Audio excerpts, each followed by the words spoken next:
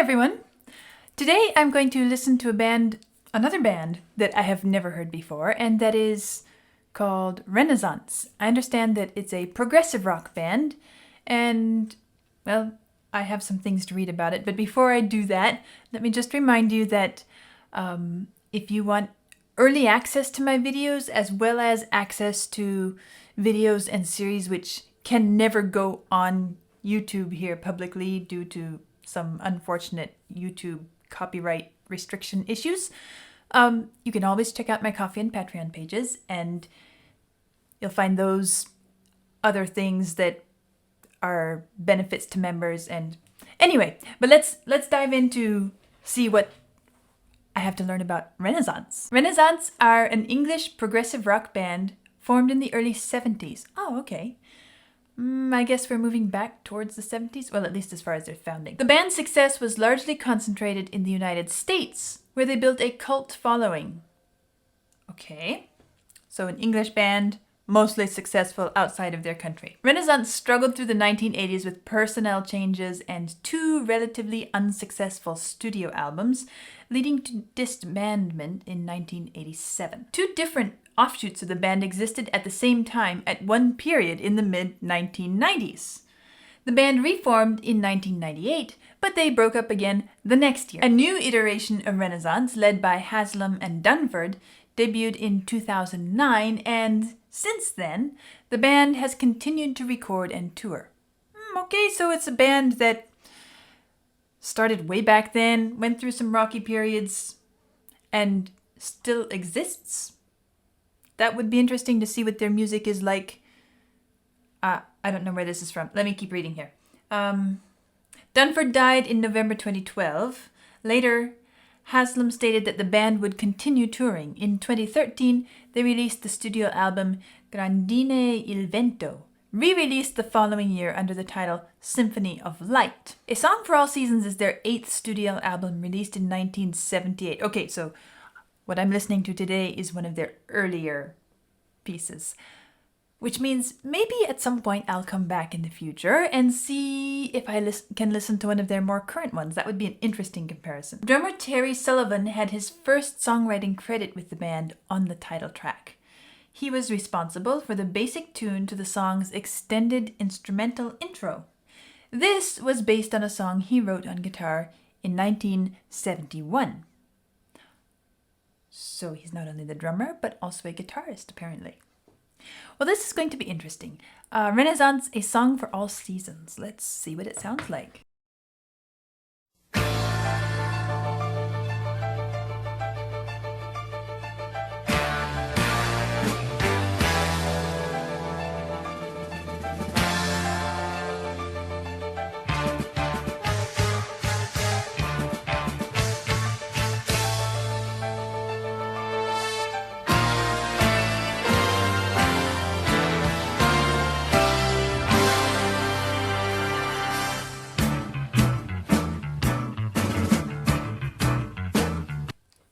What an opening. It immediately made me feel as if I were listening to some late romantic or even 20th century romantic classical music. But another composer that jumped into my mind for no really identifiable reason other than it has a very... well, just this little bit I've listened to has the feeling of being out in nature, in the mountains or forests, waterfalls. It has this very naturalistic feel to it. I wouldn't say pastoral feeling. It's too energetic for that, but it's a very naturalistic feel. And another composer that I associate with that feeling, even though he's of a different nationality, is Edvard Grieg. And Grieg's composition is very much associated with his nationality. And yet, when I listen to his music, it gives me the same feeling of just a sort of reveling in the outdoor world.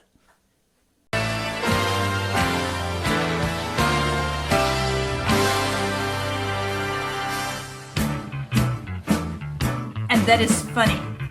That is funny there. We start out with this really wonderful, energetic, rich, lush, orchestral sound, and then we go bum bum bum bum bum bum bum. I feel as if I am being zoomed in on screen, seeing, I don't know, maybe a tortoise? It has this really quirky surprise element. I don't know where it's going. But that was my first thought, my first impression as it came. I'm going to back up and start from the beginning because I haven't gone very far into it. And I'll try to go a bit further and see how it develops.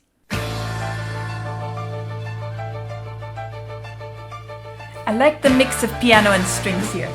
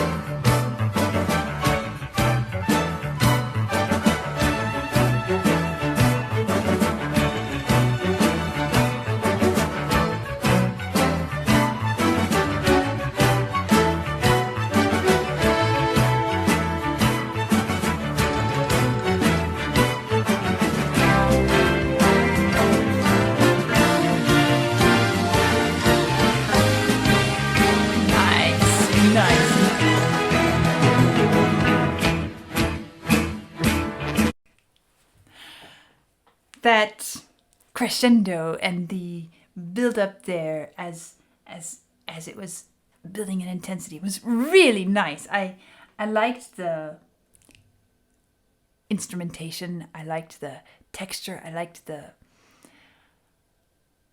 and this funny little guitar tune. I suppose that must be, let's see, who was it? Sullivan? Terry Sullivan? That must be what he came up with on the guitar a few years before. It is a funny little tune. But they're handling it really well, and it's being used as nice compositional material, even though it would be kind of weird on its own, I think. But in this whole orchestral mix, it works really well, which is one of the things that sometimes we find in classical music. And as I'm listening to this introduction, I am thinking about how, as I listen to this song and compare it to some other 20th, 21st century classical works, the edges are very blurred between the two. It would be quite difficult so far for me to say this comes from a classical tradition, this comes from a rock tradition. I don't know how the music is going to develop later, but it's not only the instrumentation, but it's the compositional devices, the development of the music, and the way the rhythms are being handled, and the energy of the piece is being developed more instrumentally as a whole through all the different layers and parts of the music, rather than just relying on the guitar or drums or something like that. It's a more, maybe I shouldn't say balanced, but more equalized load that the entire orchestra is carrying, rather than just relying on one or two instruments to do the work for everybody.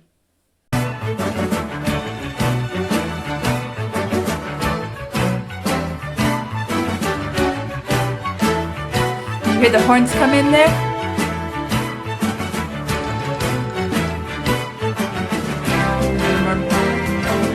And it's climbing up.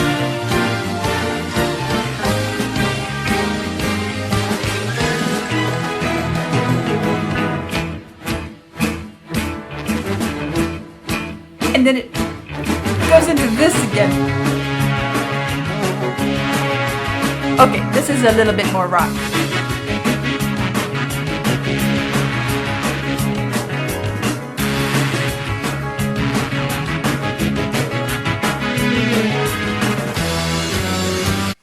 Is that guitar in there, or is it a muted brass instrument? I can't quite tell. It could be guitar, or it could be maybe muted trombone or something, I'm not sure.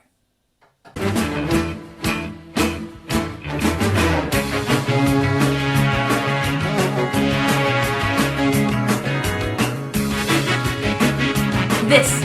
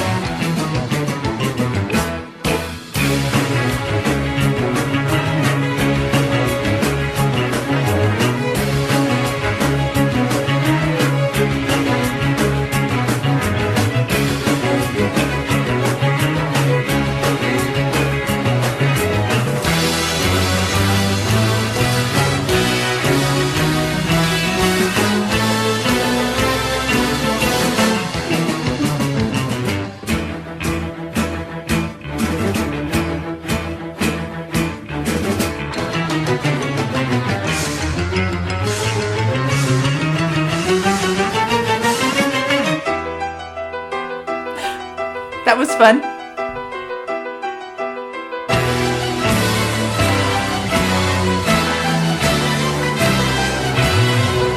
Really putting on the brakes.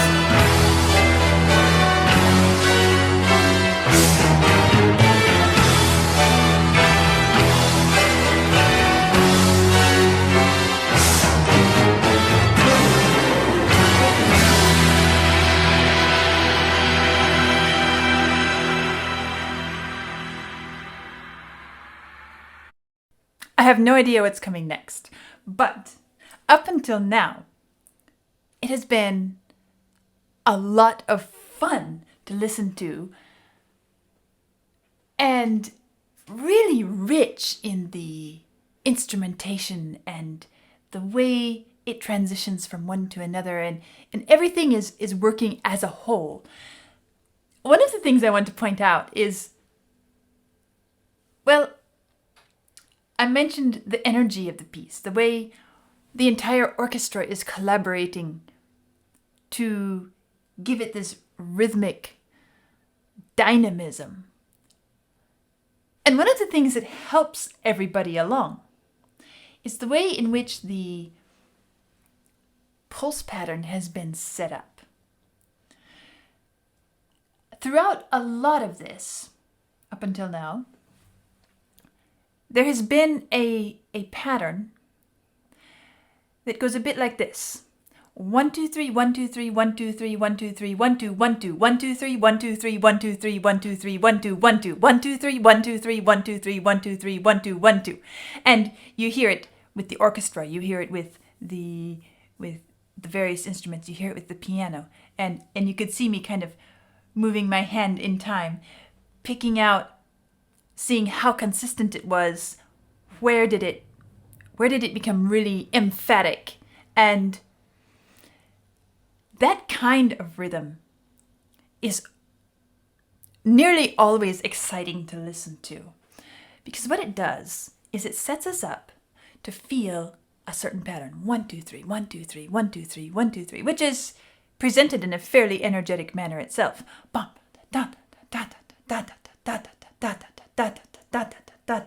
And we can start to fall into it. And then suddenly, just as we're falling into it, we have to go 1, 2, 1, 2.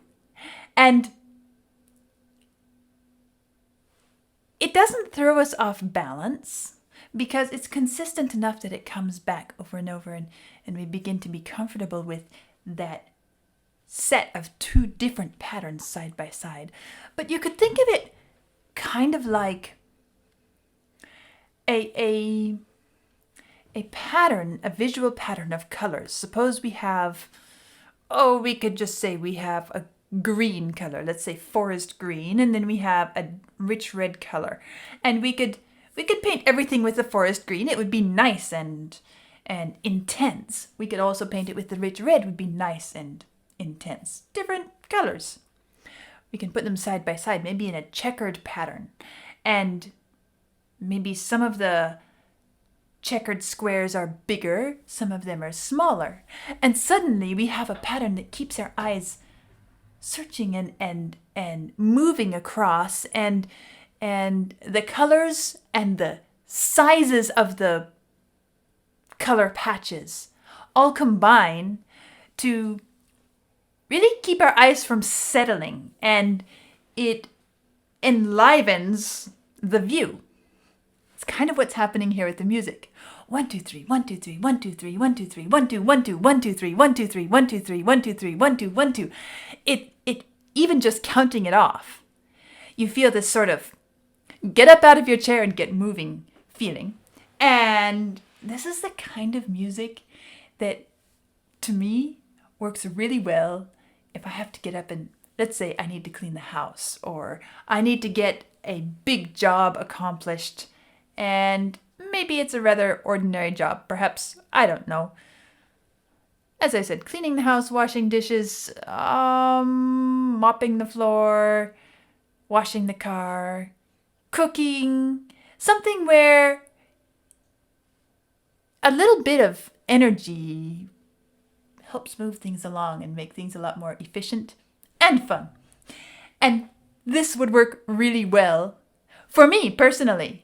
And I know everybody has their own preferences for that kind of energized working music, but this style works really well for me. Now, let's see what happens next, because I'm guessing that this was the extended intro that was referenced in the text. Now, maybe we're coming to a song?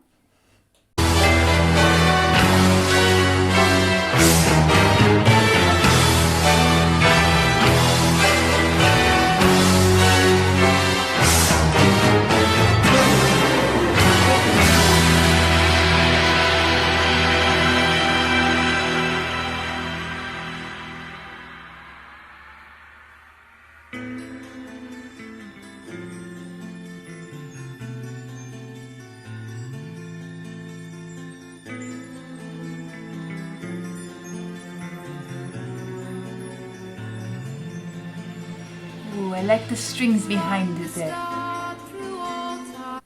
So, this broken chord pattern, bum, bum, bum, bum, bum, bum, bum, bum, was very nice, but I picked out a little bit of maybe viola in the background, cello or viola.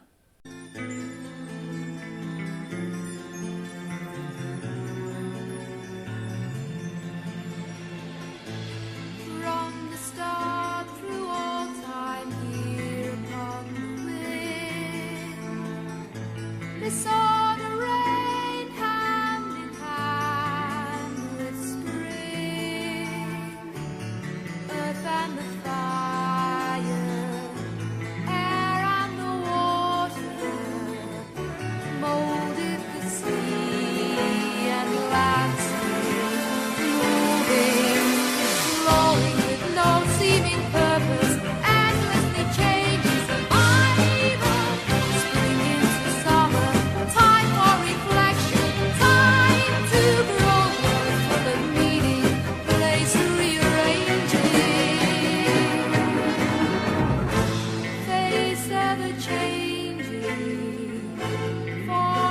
Nice little T. lives. These are our roots and it's our way we reap and sow.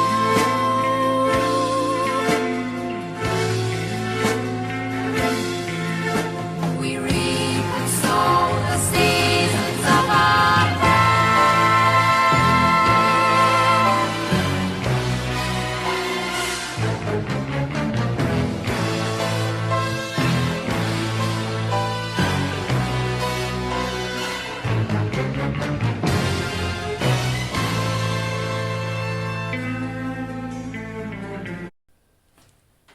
Even the lyrics have a very naturalistic tone to them.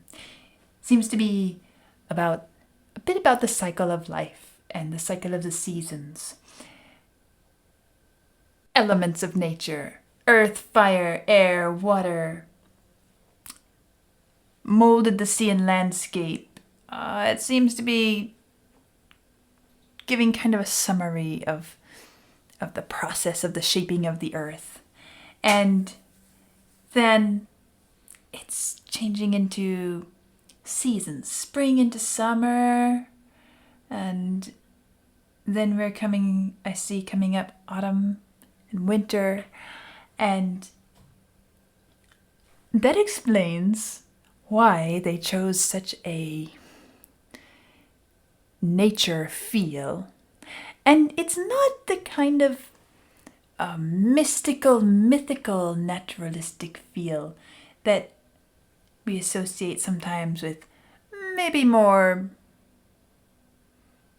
folk, traditional music, or the one that's coming first to mind right now is something like Stairway to Heaven, where, yes, he's pulling on mythical and mystical, very natural world ideologies and traditions and illusions. But here, it's not that. It's more along the lines of, yes, a Beethoven pastoral symphony, or something by Grieg, or some other English composers who are, think, Vaughan Williams' The Lark Ascending, or something like that, where it's trying to create the feeling of being out in nature, in a certain environment, within the natural world. That's what I get from this music. And also I wanted to comment on the voice, because I was struck by the clarity of it. It's not a really, I wouldn't say it's a very special voice. It sounds like a fairly ordinary voice, and yet it is very clear, very pure, and again, it kind of suits this whole natural world theme that I find here.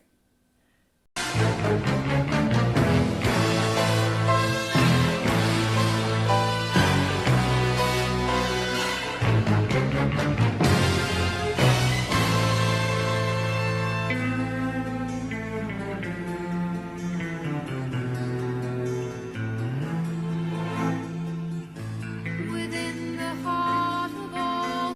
It's interesting to have a sort of electric guitar sound, as well as this, it's almost dulcimer or harpsichord-y plucked wire strings. It could even be a wire harp, but the plucked wire strings mixed between the two. It's a nice combination, I think.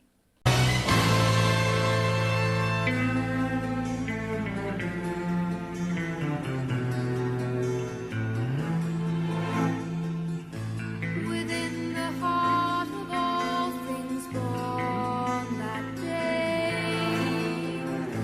the autumn seed brings the winter's way. Colors are shading, misting and fading, turning to worlds changing, living. Each time the past and the future. I was curious as I saw Colors are shading, misting and fading, turning toward changes. How would the music handle that? Would they try to do anything special musically there? No, but they did have a sort of shifting texture instrumentation in that passage. And then, as we arrive to living, suddenly it becomes very much moving forward, growing, exploding dynamically. Let's listen to that again. A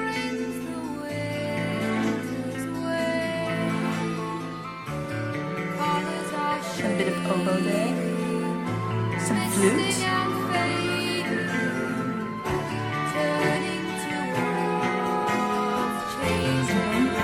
Brass.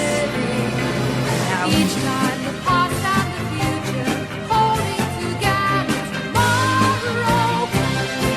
Springtime, a season. Now it's more about progress, growth. Stillness, world never waiting.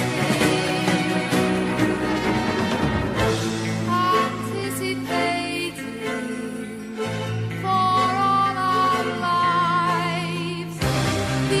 Isn't it interesting there when she sings anticipating for all of our lives? Everything kind of pauses and slows down, almost as if the motion has stopped. We're simply in a waiting phase. Anticipating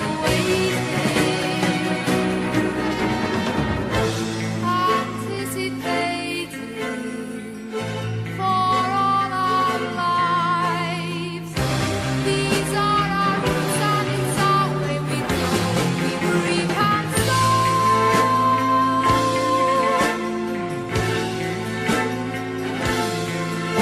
We reap and sow the seasons of our day.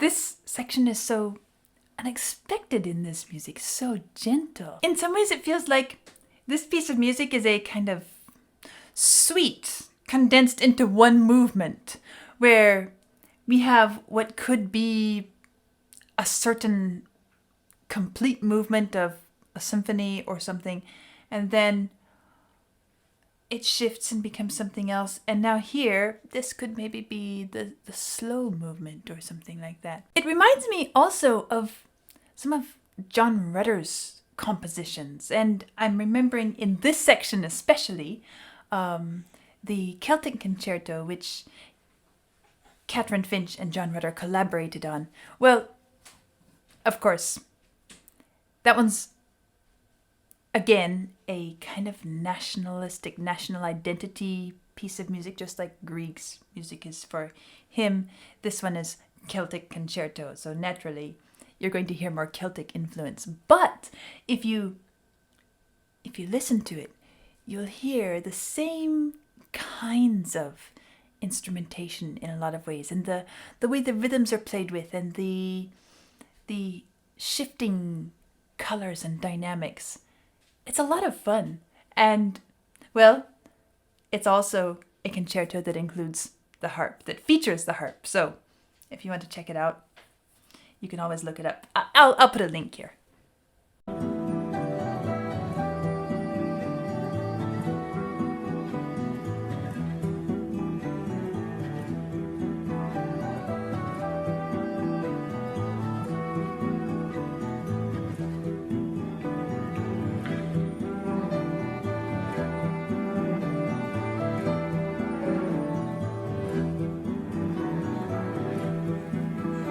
I like the oboe bassoon sound in there.